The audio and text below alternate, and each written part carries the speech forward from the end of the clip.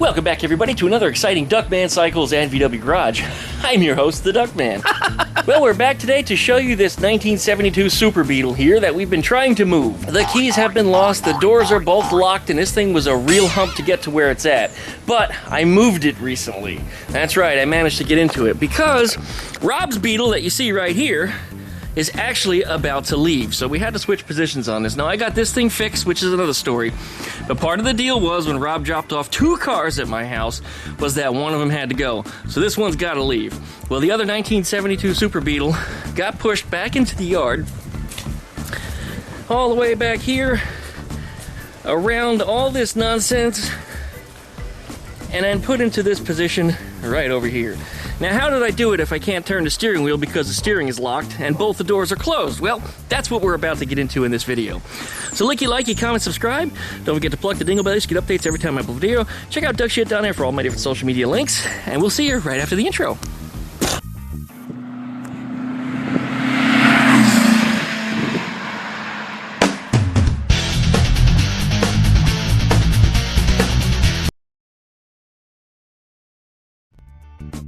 Welcome back, everybody. We got Boomer here to help me. Well, anyway, both doors are locked on this car, and yes, I've tried them both. They are not going anywhere whatsoever. So we're going to show you how to break into this Beetle. Now, this is not something to teach the criminals on how to break into a Volkswagen Beetle, because they already know this. This is for the owners that need to fortify their cars and understand just how easy it is for somebody to get into so they don't lose their Beetles. There goes Boomer, right off the back. You alright there, buddy? He slid right down the back. I don't know where he went, but he's probably not happy. Anyway, as I said, this is not to teach criminals how to do this because they already know how to do this. This is to help Volkswagen owners that have Beetles to understand just how easy it is to lose their car in the event that somebody tried to steal it. Well, here we go. Let me show you what we got. A little bit of something like Windex will work. In this case, it's just a little bit of glass cleaner from Rain-X and a suction cup. That's right. You just saw it yourself. It came out that easy. And they're not always that easy. This one had a seal on it that appears to be falling apart. It's all stretched out. It's got cracks in it. But yeah, it's out. Now watch this. Oh, unlocked. Doors open. Crank the window down. We're now inside this car. Had this car have had newer seals on it that weren't all dried and cracked like these, it would have been a lot easier to get into. It probably would have come out on the first pull even. And I think I've demonstrated that before on my 73 Beetle. But these seals, they do need to be replaced. But I'm going to stuff this window back in as you see it as is. After I inspect for rust around here, which actually doesn't look too bad. I guess I can put this one back in. If you had a pop-out window, you'd have a mechanical hinge over here, and on this end you'd have a latch or a release. So if you tried to suction cup the window out, the glass is bolted in, and it's actually not going to come out. So do I recommend pop-outs? Absolutely yes. If you have the option to put a set of pop-outs on your Beetle, it's going to make it much harder to get broken into. And just for that reason alone, I recommend it. It's also a whole lot cooler in the summer. For whatever it's worth, these cars, they're not air conditioned, they're not insulated well. They are hotter than the blazes of hell in the summertime. And it's just nice to have a whole lot of extra air, and pop-outs would give you exactly that. But here's our next problem. Yeah, clearly, how did I go about steering this thing? Well, let me show you. Whoop. Later model Volkswagens have a plastic horn button like this.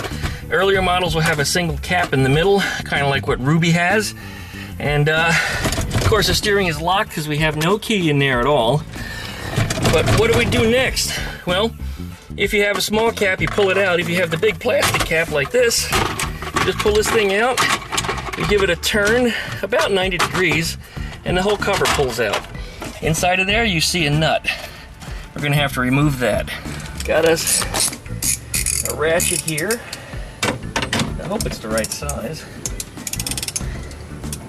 Steering column's already locked. Yep, that's it. Steering column's already locked, so that nut should come out of there fairly easily.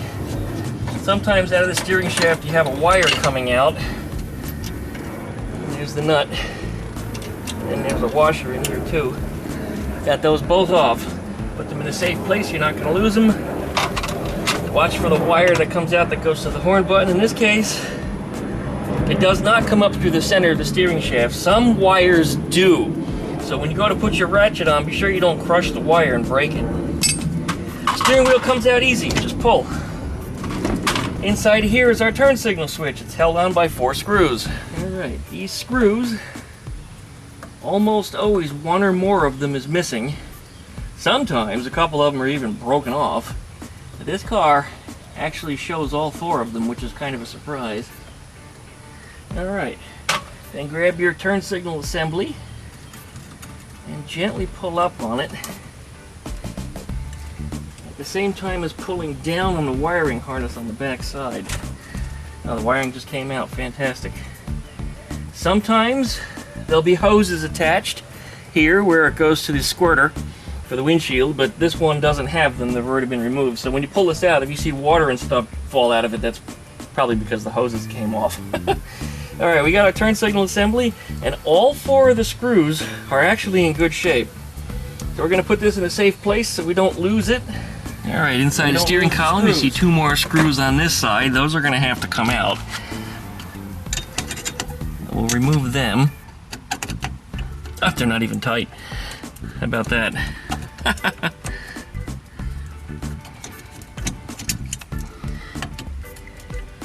Wish I had a magnetic screwdriver here, but I don't. So that means these screws are probably going to fall down inside. Should have grabbed a set of needle nose to come with me here to extract these things. But anyway, this whole cover comes off just like that. Put it in a safe spot. Make sure we get our other screw, which fell down in there. And I want it also. And put him in a safe place too. Don't drop him on the floor like that. Boop. Okay, now inside of here, you can see the steering lock. That's part of the ignition switch. It goes down into here, and there's a little dick that sticks out the side that actually goes into a slot in the column. And sometimes I can weasel a screwdriver in between these and cause it to push back into the lock. Did I get it? No, I don't think I quite did. It's not coming up all the way. But yeah, I gotta get in there and pull that out. Another thing you can do is loosen, and you can see it, my finger's touching it through there. There's another bolt that's underneath here, and sometimes there's one on the other side. Yeah, I think this one just has the one. If you loosen or remove that, the whole steering column will go in and out. And you can actually have a little more play in this, which makes it a little easier to get up under there. Now, I don't remember what kind of bolt that is. I think it's an Allen key. Let's loosen that up next. Alright, this one is a 6mm crackhead screw. You can see him right there. Alright, we'll go ahead and take that out. Let's see here. We're going to use an impact, because Duckman knows that you can strip out a bolt with an impact. There it is. There's 2 more bolts up under the steering column here. You can see one here and one on the other side. Those are 13mm, and those need to be just loosened. You don't need to take them out, just loosen them up. We also want to remove the wire from the back of the ignition switch, which is this one. It just unplugs. Now the funny thing about this is, if you know what these pinouts are, you can actually electrically start the car. That's right. It's a matter of shorting some of these things out, and you can turn on all the accessories in here. So it's really, really easy to hotwire with an adapter or even a replacement ignition switch. Inside the steering column here is a circlip.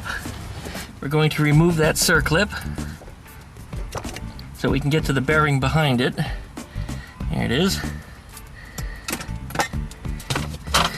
And the bearing behind it, sometimes, yeah, it came out kind of easy. Sometimes they get stuck, but when you slide that steering shaft forwards and back, you can usually get the bearing up and out. See if I can get this thing off of the shaft. The only reason I'm taking it off is so you guys can actually see what I'm doing here. It does not need to be removed completely. Alright. There's a collar on here I forgot about. A little circlip ring. This needs to come off also. That can be a little tricky to get off of there. I couldn't get it off while holding the camera, so... Anyway, yeah, put that in a safe spot. Remember, that has to go back in later. Now the entire bearing is going to come out. Now, if you look down inside of there, way down in there, that little thing that's dead center in the screen, that's the little dick that sticks out of the ignition switch. That's what's locking the steering column right now. Now, if you're careful, and this is what I tried to do earlier and I couldn't do it, if you're careful, you can push the little dick back into place. And I'm probably going to need two hands to do this, because while you're pushing into place, you got to grab the ignition switch and pull back on it, and it should come out. Now, of course, if you did have your key, you could just turn the key and pull the ignition switch out. It'll pull the dick in like a turtle's head. But in this case, it's out. This is our ignition switch. This is the key switch that's inside of there. There's the electric switch. Sometimes these go bad. These are removable. If you gently, probably shouldn't be pulling this apart, because I think I'll open up the proverbial can of worms should I do that. But yeah, that actually comes out, and this piece can be replaced. And my 73 Beetle actually had that problem. Okay, now to get this replaced, and it looks like somebody might have already done it. Haha, yeah, somebody's already been in here. I'll show you. Let me come around that way and get easier set up, and I'll show you what we're looking at here. Nothing but beautiful blue skies over here, and over that way, it looks like absolute chaos. Good news is I think it's blowing that way, so we might actually see none of it, unless there's something else developing behind me, but I think we'll be good. I'd like to add at this point, now that this is out, the steering column is also freed, so I can put all those bolts back in. Do not reinstall this. Put the steering wheel back on, and this car will steer just fine. Okay, so what I was carrying on about when I said it looked like somebody else was in here before, there's this little hole here that's drilled. Now, mind you, these switches were never meant to be taken apart for obvious security reasons. It's not supposed to be easy for you to just pull out your key tumbler and quickly replace it. Now, I could have done this even while it was still in the car if I really wanted to, but I didn't realize the hole was already drilled. Otherwise, I would have just been able to stick a little pokey tool in there like this and lift up on a tumbler, and it would just pull right out. There's a little spring that's in here, which goes into a blind hole, so that way when this closes up, it snaps into place and it's not meant to come out. But with this hole here, somebody has already at some point have replaced it, and yeah, that's why it's all set up. So it was a lot easier for me to have to handle this in this case, so no drilling was necessary. Now, each tumbler on different model Volkswagens and different year of Beetle is going to look a little different, and there might be a slightly different spot you have to drill into it. But this is how it works here on this 72 Super Beetle. Alright, now we have a new ignition switch, which is right here, and it should be the same. I don't see why it wouldn't be unless I ordered the wrong damn one. Looking at the base here, yeah, they look like they're pretty close. This one is clearly China made. It's just not as pretty as the original German one with a Volkswagen stamping and part number on it. Look at that. It's a shame we don't have a key for it anymore. Maybe we can have it rekeyed in the future, but this one just simply drops into place. Now when you put it in, of course, you want to make sure that the little tab sticking out on the end goes down into the tumbler straight, because if you get that in crooked, it's not going to go in right. Come on, go in there, you bastard. It feels like it's in. What's going on here?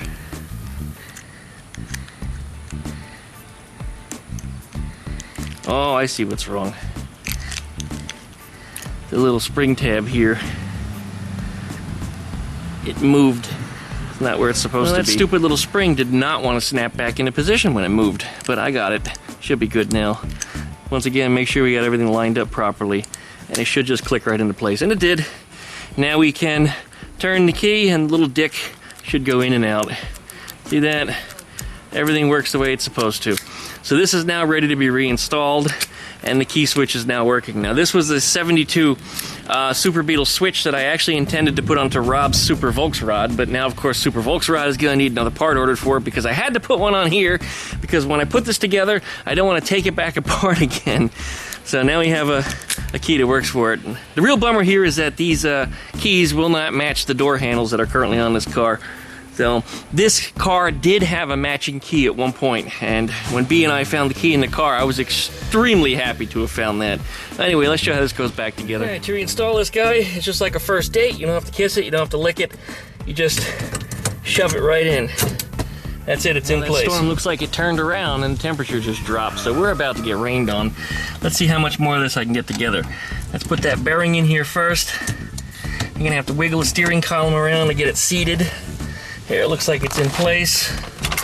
I'm gonna push in the rest of the way because we have to get a circlip on it. That's this guy. And in order for that to be in place, that bearing has to go in all the way. Now again, when you pull up and down on the steering column, okay, so for seating that bearing, I ended up using two hands. One hand to pull the steering shaft up and down, and a second hand to push the bearing in. We're gonna throw our circlip back into place. And these are finicky, but these don't usually pop back out and go flying because they're kind of captive here inside the steering column. Looks like I'm going to need a second hand to seat it.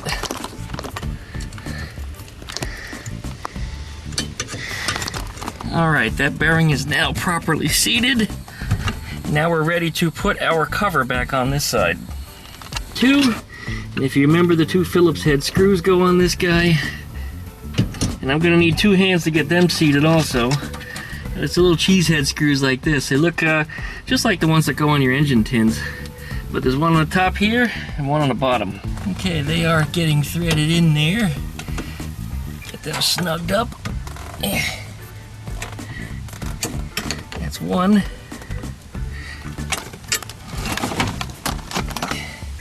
Sorry about the glare, you guys, but that's just the way the light's coming in through the window. The lens is clean. The lens is just a little bit beat up from all the years of welding near it and grinding near it and things bouncing off the glass, and it's just not good for it. And I'll probably replace it in time, but because most of the time it doesn't even matter, I'm not even going to bother dealing with it today. Alright, we've got that all back together, and the last thing to go in here before we put the steering wheel on is our turn signal switch. That's this guy right here, and you remember we didn't lose any of the screws to it because we put it in a safe place, so all four of the screws are still there. Be very observant of the wiring that hangs off the side here. This often gets cracked, the plastic dries out and it gets just broken to pieces, and often people just, they ruin them. So when you put this together, be very delicate how you slide this in here. Yeah, just be very, very careful. I think that goes through just like that. Here it goes. And then we snug up our four screws that run around the perimeter. Alright, now down under our steering column is our wiring on the back of the ignition switch. And we're going to want to plug that back in. The ignition switch wiring is right here, and back there you can see the pins sticking out. This needs to go back on there. It only goes on one way. So be careful, don't force it, don't crush the damn pins. And these pins that are sticking out here in the middle are for your turn signals, and these little connectors slide onto there as well. And these can be finicky and very easy to bend, so be delicate with them. But they only go on one way, you can't get them wrong. There it is, our wiring's reattached. Almost forgot, I had to put this little clip back on here. There it is. That's back into place. I'm not even really sure what that does. It just kind of floats in space. Maybe it stops your steering wheel from going on too much further? I really don't know. Not every car has them. In fact, so many cars I've seen they're missing. Now, because we were observant, and we did have our steering wheel straight, and we took this car apart, it needs to go back on straight. So that should be the correct position for it. There's our horn wire. And then inside the steering column, we're going to put back on our nut and washer. This is a really tricky thing to do with one hand. But I got that nut started. And there it is. Okay? Ready to be snugged back up. Now before we get into snugging that, Make sure everything is where it needs to be. There's supposed to be a gap between your steering column and your steering wheel, and this needs to be set properly. If you have it too close to your wheel will grind on your steering column. If you have it too far apart, things like your high beams and your turn signals aren't going to work right. So set your gap properly depending upon what it says in your instruction manual for your year of car. I think I just cross-threaded it. Not good, Duckman, you damn idiot, you fool. Why the hell did you use a power tool on it? You know what, actually, I think that's right. Yeah, it feels right. Okay, it's actually tight. It didn't need to go in very far at all. Alright, and then these two bolts that are on opposite sides up here, these also need to be tightened down. Again, this is after observing your proper steering wheel space. And I think we got it right now as we are. Let's go ahead and snug those things back up too. Don't forget the one on the other side. Isn't it nice that the tool has a flashlight on it? My ratchet doesn't. But you know, you can strip a bolt with a impact driver, Duckman. Alright, let's go ahead and try it. Steering wheel's locked. We got our key, our new key, for our new ignition switch. Should be able to turn it in position, and our steering wheel once again turns freely. Look at that. There's no battery currently in this car, so of course nothing's lighting up. In fact, there's not even an engine in this car right now. But what have we learned today? We learned today that it's really easy to break into a Volkswagen Beetle, and you probably should have a set of pop-outs. Well, we almost beat the ring. I got the whole job done except for putting that window back in, and this is the wrong time for that window to be leaking. Hopefully this will blow over real quickly and real soon. It's in a good spot where it's somewhat sheltered from the wind, so it doesn't really rain sideways in there. In fact, the rain just kind of took a pause for the cause.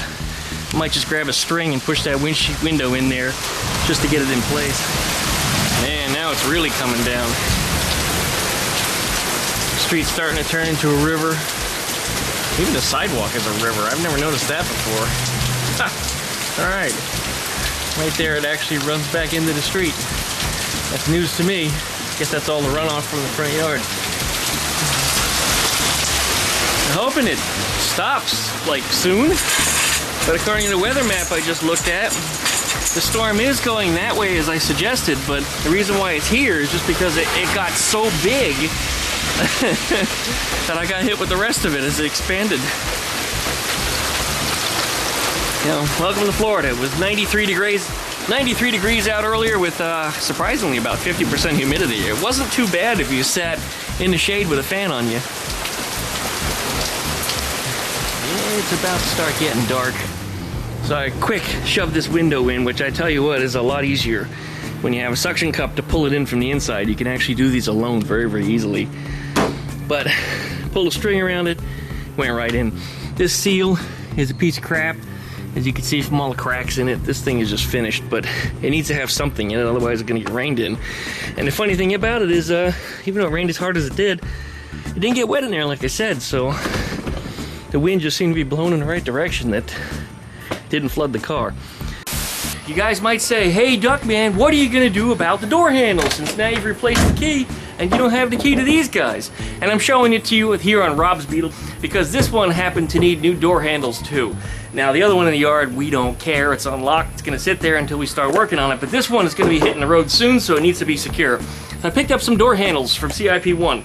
And I've had these for quite a while, man. I don't remember when I even ordered them.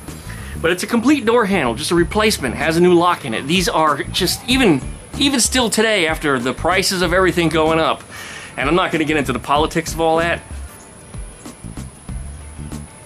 but when it comes down to it, they're really not that expensive, even still. And it's still cheaper than having a locksmith come out and rekey them. So we're going to show you how to install these. There's not much to it. And the first thing you're going to want to do before you get into any of this, you're going to want to roll your window down. This is one of those experience things. Because when you're dicking around with the door handle, if you close it and it's locked, you can't get back in. And then you got to rip the window out. Alright, let's show you what's going on here. These things are really easy. Alright, we'll open up the door, and on the back side here, you'll see that there's two screws. The topmost one is usually the one that goes to your door handle. It's a Phillips. So just unscrew it. Be careful you don't drop it. There it is. Then the door handle goes forwards and out. And there it is, the door handle's out. New replacement one is real simple. And by the way, if you've closed the door as I've done, just push on the mechanism on the inside with your thumb and pull the door open just like that. Unless it's locked for some reason and your window's up, then you're a damn idiot. But to put the new one back in, now there's supposed to be rubber escutcheons on these. This car does not have them. But you simply take this little keyed end here that you see, and it has to slide forwards into the door, and then put in the rear end portion of it, and then run your screw back in.